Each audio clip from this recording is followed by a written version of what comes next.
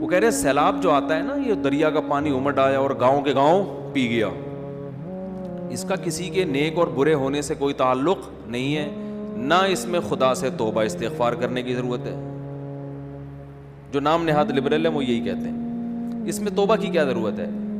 بھائی یہ تو گلیشیئر پگھل گیا تھا، گرمی زیادہ پڑی تھی، تو پگھل جب جائے گا تو ظاہر ہے دریا میں پانی زیادہ آئے گا، جب پانی آئے گا تو ظاہر ہے سائڈوں پہ نکلے گا، جب سائڈوں پہ نکلے گا تو وہ جو بھی سائڈ پہ بیٹھا ہوا ہوگا اس کو بہا کے لے جائے گا۔ اس کا اس سے کیا تعلق کہ اس نے تہجد پڑھ کے بیٹھا ہوا ہے یا گناہ کر کے بیٹھا ہوا ہے؟ اس کا اس سے کیا تعلق ہے کہ وہ بد نظری کرتا تھا، سود کھاتا تھا؟ یہ مولوی لوگ تمہیں خم خمے ڈراتے ہیں، دیکھو وہ گاؤں کے لوگ سود کھاتے تھے، عذاب آیا اور سیلاب پانی بہا کے لے گیا۔ اس کا اس سے کیا تعلق ہے؟